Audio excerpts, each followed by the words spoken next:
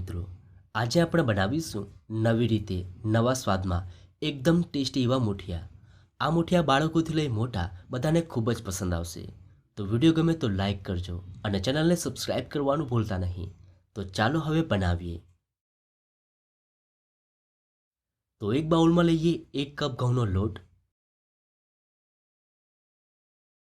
સાથે તેમાં ઉમેરીશું અડધો કપ બેસન, અડધો ટીસ્પૂન ધાણા જીરું પાવડર, અડધો ટીસ્પૂન હળદર, 1 ટીસ્પૂન આદુ લસણની પેસ્ટ, 1 ટીસ્પૂન લીલા મરચાંની પેસ્ટ, અડધો ટીસ્પૂન લાલ મરચું પાવડર અને સ્વાદ પ્રમાણે મીઠું ઉમેરી બધી જ સામગ્રીઓને મિક્સ કરી દઈએ.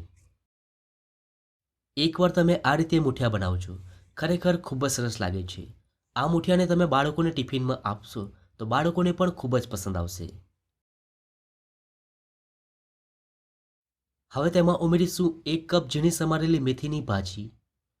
તો અહીંયા મેં ભાજીને સાફ પાણીથી ધોઈ ઝીણી સમારી ઉપયોગમાં લીધી છે. હવે તેમાં ઉમેરીશું 1 ટેબલસ્પૂન લીંબુનો રસ અને હવે તેમાં ઉમેરીશું ખાસ વસ્તુ જેનાથી મુઠિયા ખાવામાં એકદમ સરસ લાગશે, અડધો કપ પૌવા. સાથે તેમાં ઉમેરીશું 2 ટેબલસ્પૂન તેલ અને હવે મિક્સ કરી દઈએ.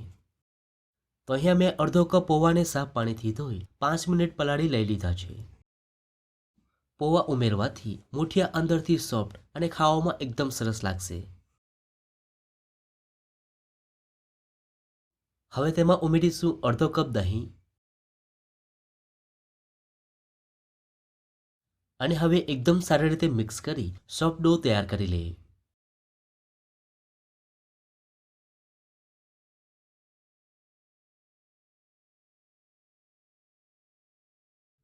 તો મુઠિયાનો લોટ બંધાઈ ગયો છે. હવે લોટમાંથી 2 સિલિન્ડર આકારના રોલ વાળી લઈએ.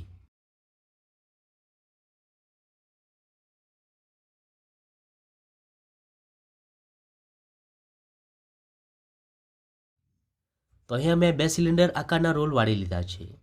હવે તેને બાફવા મૂકી દઈએ.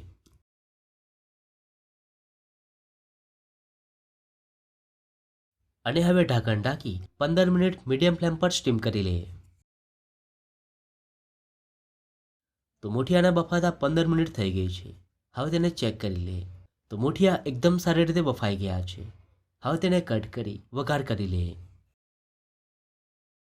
તો પેનમાં ઉમેરીશું 2 ટેબલસ્પૂન તેલ.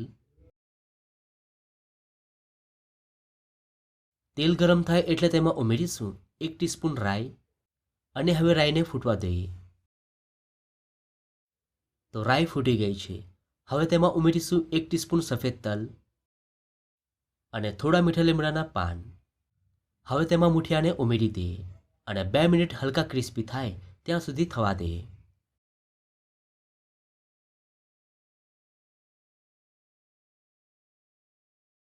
તો મુઠિયા હલકા ક્રિસ્પી થઈ ગયા છે. હવે તેને સર્વિંગ પ્લેટમાં કાઢી લઈએ. તો એકદમ સ્વાદિષ્ટ મુઠિયા બનીને તૈયાર છે. એકવાર તમે આ રેસીપીને ટ્રાય કરજો, ઘરમાં બધાને બહુ જ ભાવશે. તો તમને આ મુઠિયાની રેસીપી કેવી લાગી? જો રેસીપી ગમી હોય તો વિડીયોને લાઈક અને શેર કરજો.